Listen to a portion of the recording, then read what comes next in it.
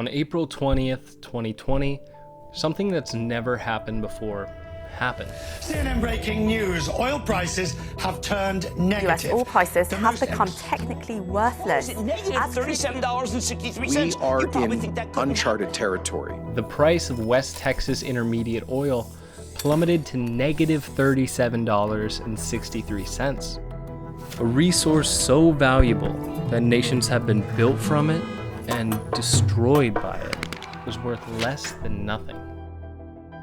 So, what the hell happened? As countries began to implement strict lockdowns to limit the spread of COVID-19, global energy demand fell at a rate that hasn't been seen for the past 70 years, and oil demand was one of the main drivers for that decline. That's because 57% of oil is basically just used to move people around. And with a good chunk of the world's population not going much of anywhere, road transport activity dropped by 50 to 70% in some places, and air travel nearly came to a standstill, with some European nations declining more than 90%. To combat the lack of demand, members of OPEC and their allies got together on March 5th in Vienna. Saudi Arabia, the kingpin of the group, proposed a cut of 1.5 million barrels per day. 1 million would come from core members of OPEC, and 500,000 would come from the non-OPEC countries. But Russia shocked the world by refusing to cut production, and the deal fell apart. That move was most likely an attempt to drown US shale oil companies, which have been drastically increasing production of crude oil and natural gas since 2008. That increase was mainly due to developments in fracking, which has allowed the US to surpass Russia and Saudi Arabia as the world's leading producer.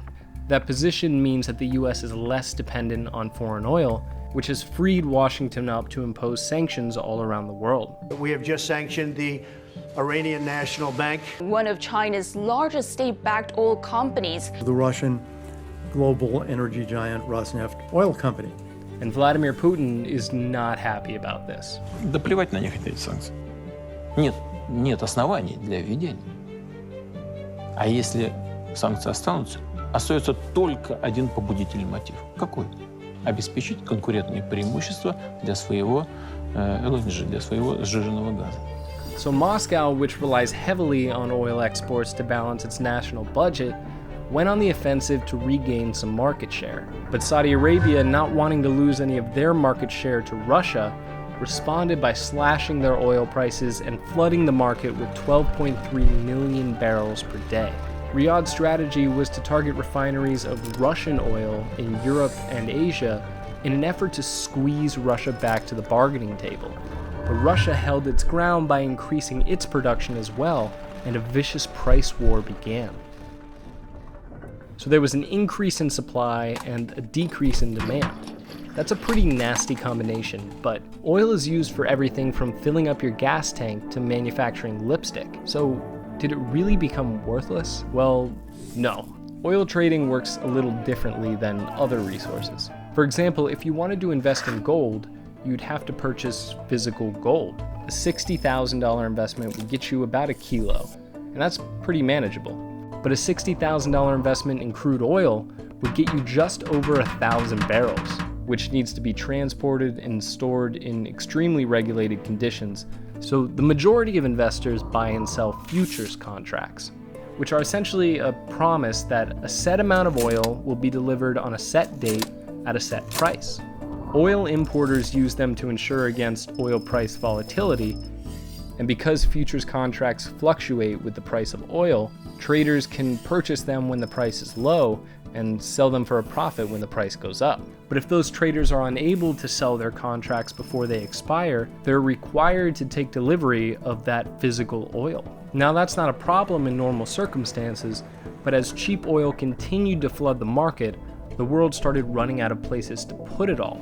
A record 160 million barrels of oil is sitting idle in tankers around the world. The amount of storage for all this oil that's sloshing around the system is imminently going to run out, particularly here in the US.